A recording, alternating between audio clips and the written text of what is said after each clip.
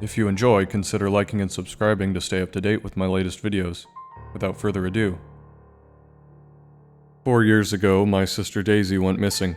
A week ago, my husband slipped into a coma. I didn't realize how connected these events were until recently. Daisy lived with us for complicated family reasons. She was 19 when she didn't come home one day. There isn't an exact moment I can pinpoint the grief starting because there isn't an exact moment that I realized she wasn't coming home. It was a gradual realization over the course of 2 days, mainly because it wasn't unlike her to be out all night. I always used to blame myself, convincing myself that if I had noticed sooner, we might have found her. About a year later, my husband and I were getting ready to move to our new home. We fell in love with it immediately when seeing pictures online, and that love only got further cemented during our viewing. The place was as huge as it had looked. We thought moving here would be the best decision of our lives, although, in the back of my mind, I worried that we were secretly running away from our feeling of grief, leaving Daisy behind. My husband simply said, "What if we're running with her?" I never entirely understood it, but it brought me comfort all the same. The move went smoothly, and we helped the previous owner move out too. He was an elderly man with no family, so we felt it would be polite to help out. Before leaving, I remember the words he spoke so vividly. "You think you want a big home until the responsibilities get too much." We both seemed to feel happier after moving, and it even allowed us to explore new hobbies. One of the first things my husband did was set up beautiful flower beds outside. I had never known him to have such a green thumb in the past, but he seemed to really enjoy it. The outside of our home became full of life, as did the inside of my mind. For the first time in a while, I was happy. I always told him how proud of him I was. Every week he'd buy the same huge bag of cat food. Not for a cat, we don't even have one. Apparently, it's just the best fertilizer. It made me laugh. It sounded ridiculous, but something must have worked. Those flowers bloomed all year round. Last week, I lost him without losing him. I woke up without him in my arms and went straight downstairs to find him. I found him unconscious on the kitchen floor with blood coming from his lower leg. I don't know how long he was there, but the blame set in once again. If I had found him sooner, would he have been okay? I called an ambulance right away, but he never regained consciousness. The doctors aren't sure he ever will. When I found him, he was laying next to the well. The previous owner told us he discovered the well whilst having work done on the flooring. He decided to incorporate it into the design, making it level with the floor and giving it a tempered glass top. It dates back to the 1880s when this building was first constructed as a pub. My husband found it interesting, always being sure to show it off for any kind of visitors we had. I always just found it creepy. We don't even know how deep it goes. The bottom is never visible. Last week was my first night alone without my husband in years. I thought I wouldn't get any sleep, but maybe the exhaustion caught up to me. I fell asleep instantly upon touching the soft blankets. I remember so vividly dreaming of Daisy, that is, when the thunder began. I woke up in the night to a booming crash. Thunder echoed all throughout the house for at least an hour or so. It frightened me at first, but as the noise died down, it actually became soothing and helped me gently get back to sleep. The next morning, I walked back to the hospital to see my husband. The ground was dry and warm. There was no evidence of the storm I had heard loudly visiting the neighborhood the night prior. I didn't take this as a clue at the time, it just wasn't my biggest concern. Going to see him felt similar to looking for Daisy. With her, we would go out every day, physically searching for her and places she might be. Now, instead, I wait next to my husband, hoping, wishing for him to come back to me. The next night, the thunder came back, louder and longer this time. I didn't get the satisfaction of drifting to sleep before it began. It was whilst I was laying there, eyes open, that I realized. There was no light, not a single flash from any kind of lightning. Those bedroom windows remained as dark as the void. I decided to check the weather. Cold, slightly cloudy. The cycle repeated. I felt like I was going insane, like clockwork every night, the same cycle. Same cycle, the same cycle. It got stronger with each night.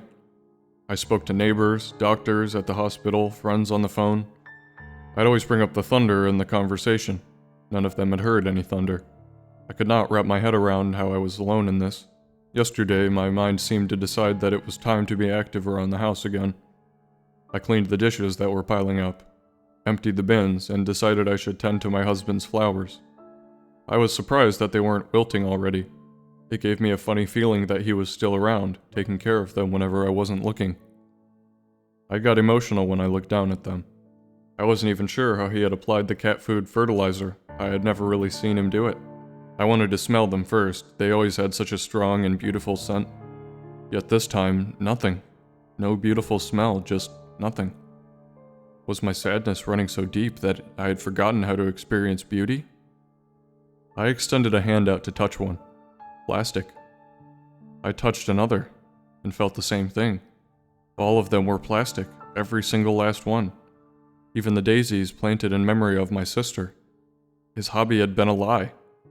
I was almost angry, but all of that emotion came out as tears, as I settled for just feeling empty. Why had he lied? That night is when things took a turn. The thunder was at its loudest. I could hardly hear my own thoughts. I knew there was no chance of sleep. I decided to get a glass of water, a decision that changed everything. As I stepped down each step, the noise seemed to somehow get louder. Step, boom, step, boom, step, boom. I stepped into the kitchen and the noise stopped. I tensed up, bracing for the next crash to cut through the silence, yet the silence remained. Relieved, I flicked the light switch, only to be met with more darkness. The bulb was busted. Fantastic. But at least the noise had stopped. I made my way through the kitchen. Cold feeling of the glass at my feet confirmed I was walking right over the well. I shivered, but not because of the temperature. As my feet made their way back onto the tiles, they hit something far too early. The tile seemed to be broken or out of place. I couldn't tell, and whilst I could get a glass of water in darkness, I could not deduce this foreign feeling without the light. So I went to get the spare bulbs down in the basement. Truth be told, I hadn't been down there since we moved into the house. I never liked the spooky atmosphere, but I had to face that fear, and thankfully the basement was nice and bright. Regardless, I had no plans to be down there long. I found the bulbs quickly, but as I grabbed one, something caught my eye. Perfume. Lots of perfume. Boxes and boxes of them, none of them mine, and to my knowledge, my husband never wore perfume. Curiously, I sprayed one in the air and smelt it. I was instantly transported to the flower beds. This bottle smelt exactly like the ones outside our front door. So I grabbed another bottle. This one smelt like the ones near our kitchen window. I grabbed another. This one smelled of daisies. I began to piece together what was going on, but I didn't understand why. Against my instinct, I decided to look around the basement a little more. I discovered a wooden box with a label. The Well Diaries. It was locked. Next to it was a collection of framed photos. Each of them contained different people standing at the well. The earliest dated to 1910, and the latest was of my husband, by himself. I had no idea this photo existed, who had even took it. My husband had been lying to me about the flowers, but it seemed like he may have been lying about more, too. I realized at this moment that the previous owner had also lied.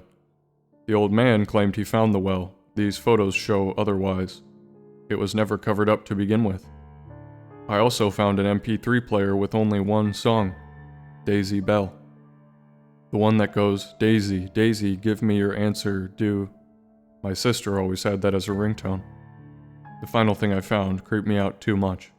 It was a calendar. My husband had marked off every single day, of course stopping the day he fell into his coma. There was a note attached. Feed her every day at 7 a.m. I turned around and headed back for the kitchen. This was all too much to handle. I just wanted to get a glass of water and get back to bed. Maybe in the morning I'd have a clearer head and be able to draw a rational conclusion. I went to replace the bulb, yet in my confusion I had forgotten to turn off the light. The new bulb immediately turned on as it screwed in. The almost blinding brightness isn't what startled me. It was the face I could now see under the glass of the well staring at me. It was only barely visible, but I could clearly see two eyes and an outstretched mouth. At first, I was too shocked to notice one of the kitchen tiles open like a trapdoor directly next to the well. It seemed to hide a small chute covered in cat food leading into the well. I was staring at this creature in fear, yet something stuck out to me. It had Daisy's eyes. The rest of it looked nothing like her. Gray skin, bony shoulders, balding head. But the eyes, they were unmistakably hers. It hit the glass with one of its hands. The noise was like thunder as it echoed throughout the house. I only snapped out of my frozen state when I saw two fingers slowly make their way out of the chute, as the face continued to stare right through me. I ran. I ran faster than I ever have in my life. I ran, and when I couldn't run anymore, I ran anyway. I didn't have a specific direction in mind, but perhaps instinctively I ended up at the hospital. I sat, with my husband still shaking. I do not plan to go back to the house. It's not safe there. I stared at my husband, trying to calm myself down, trying to think of happier times, trying anything to just forget about what had just happened. Instead, I found something that almost made my heart stop. Around his shin, where the wound had been, his skin was slightly gray. Perhaps I'm being paranoid, but given what I've seen, I think I have every right to be. My sister has become whatever she is now, and I think my husband is going to suffer the same fate. I need to bury him, right? I mean, that seems to be the entire point of the well, to contain whatever these things are. Clearly, they can't be allowed out. I don't know what to do next. I love my husband. I don't want to have to do anything to him, but I don't want him to become one of those things either. Perhaps I should track down the previous house owner. Perhaps I should try to read the well diaries. All I know is that I can't just forget this and leave. Whatever has been happening in that house, I want to end the cycle.